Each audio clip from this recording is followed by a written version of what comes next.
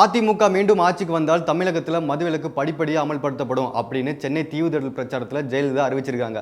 இதுவரைக்கும் மதுவிலக்கை பற்றி பேசாத ஜெயலலிதா இப்போ திடீர்னு மதுவிலக்கை பற்றி தேர்தல் வந்தோன்னு பேசுறது அவங்க முகத்தில் நல்லாவே தெரியுது ஒரு திகில். பூரண மதுவிலக்கை ஒரே கையெழுத்தில் கொண்டு வருவது என்பது இயலாது. 5 ஆண்டு காலமாக சும்மா இருந்த ஜெயலலிதா இப்போ இப்படி ஒரு தேர்தல் வாக்குறுதியை கொடுத்திருக்கிறது பலிக்குமா பலிக்காதா அப்படிங்கிற ஒரு கேள்விக்குறி தான் எல்லாருக்குமே இருக்கு. இப்பொழுது எங்கே பார்த்தாலும் யாரை பார்த்தாலும் மதுவிலக்கை பற்றி பேசிக் கொண்டிருக்கிறார்கள். அதிலும் பூரண மதுவிலக்கை பற்றி பேசிக் கொண்டிருக்கிறார்கள். கடந்த 5 ஆண்டுகால அதிமுக ஆட்சியோட டாஸ்மாக் வரலாறு பார்க்கலாம். 1991, 2001, 2011 இப்படி 3 முறை ஆட்சி புரிந்த ஜெயலலிதா அதை பற்றி எதுவுமே யோசிக்காம இப்போ தேர்தல் போதி மரத்தில் ஞான உதயம் பெற்றிருக்காங்க போல இருக்குது. முந்தைய அதிமுக ஆட்சியில் தனியார் வாசம் இருந்த மது விற்பனை கடையெல்லாம் அரசை ஏற்று நடத்தும் டாஸ்மாக் கடைகளாக 2003ஆம் ஆண்டு நவம்பர் 29ஆம் தேதி ஜெயலலிதா கொண்டு வந்தாங்க. இந்த நவீன வசதிகள் கொண்ட இந்த எலைட் கடையெல்லாம் இவங்க ஆட்சியில் தான் கடையை விரிச்சாங்க. மதுக்கடைகள்லாம் மூட சொல்லி போராட்டம் நடத்திய சட்டக்கல்லூரி மாணவி நந்தினியை போலீஸ் பட தடுத்தாங்க. அவங்க எங்கெல்லாம் போய் போராட்டம் நடத்தினாங்களோ அங்கெல்லாம் போலீஸ் பட தடுத்தாங்க. இப்படி 53 முறை நந்தினியையும் அவங்க அப்பா ஆனந்தனை 63 வரையும் போலீஸ் பட கைது செஞ்சு உள்ளே போட்டாங்க. அது மட்டும் இல்லாமல் மதுவிலக்கு கூறி போராட்டமான ராமதாஸையும் உள்ளே தூக்கி போட்டாங்க. விபத்துக்களை தடுக்க நெடுஞ்சாலையில் உள்ள டாஸ்மாக் கடையெல்லாம் மூடணும்னு சொல்லி சென்னை உயர்நீதிமன்றம் உத்தரவு பிறப்பிச்சது.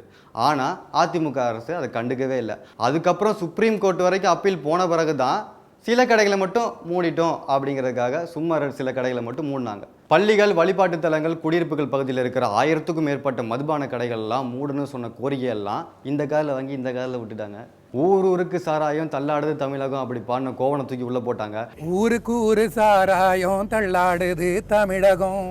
டாஸ்மாக் கடையெல்லாம் மூடணும்னு சொல்லி போராடின பச்சை பெண் கல்லூரி மாணவர்களை அடிச்சு நொறுக்குனாங்க. டாஸ்மாக்கை மூட சொல்லி போராடிய சசி பெருமாள் தன்னோட உயிரை செல்போன் டவர் மேலே ஏறி உயிர் விட்ட பிறகும் எந்த ஒரு நடவடிக்கையும் எடுக்கவே இல்லை. போலி மதுபானம் விற்கப்பட்டு அதனால் அரசின் டாஸ்மாக் வருவாய் குறைந்துவிடக்கூடாது என்பதற்காக போலி மதுபானம் பற்றி தகவல்களை தெரிவிக்க 10581 என்ற கட்டணமில்லா தொலைபேசி சேவை 24/7/2013 ஆரம்பித்தது அதிமுக ஆட்சியில்தான். கடந்த 5 ஆண்டுகளில் மட்டும் 1.90 லட்சம் கோடி ரூபாய்க்கு மது விற்பனை செய்யப்பட்டிருக்கிறது. 2001-06 அதிமுக ஆட்சியை விட 2006-11 திமுக ஆட்சியில் மது விற்பனை 109% அதிகரித்ததாகவும் ஆனால் இப்போது குறைந்து விட்டதாகவும் சொல்லியிருக்கிறார் ஜெயலலிதா. ஒவ்வொரு ஆண்டும் கிடைத்த வருவாய் புள்ளி விவரத்தை பார்த்தால் அவர் சொல்வது சுத்த பொய். ஜெயலலிதா ஆட்சியின் கடின உழைப்பால் ஆண்டுக்கு 3000 கோடி ரூபாய்க்கு மேல் வருவாய் உயர்ந்து கொண்டிருக்கிறது.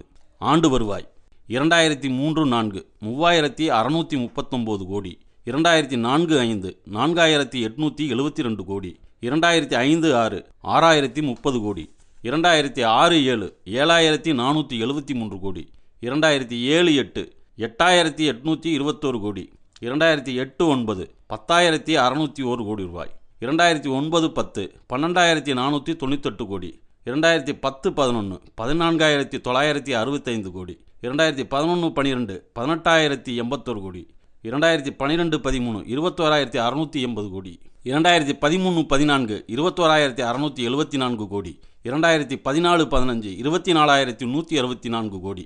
படிக்க நூலகங்கள் 4,028, குடிக்க டாஸ்மாக்குகள் 6,800.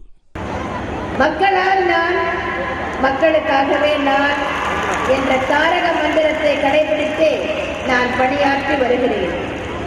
உண்மை எப்படி நம்பிக்கையை கொடுக்கிறதோ, உழைப்பு எப்படி வசதியை கொடுக்கிறதோ, திறமை எப்படி வெற்றியை கொடுக்கிறதோ, அதுபோல எனது ஆட்சி உங்களுக்கு வசந்தத்தை கொடுத்திருக்கிறது.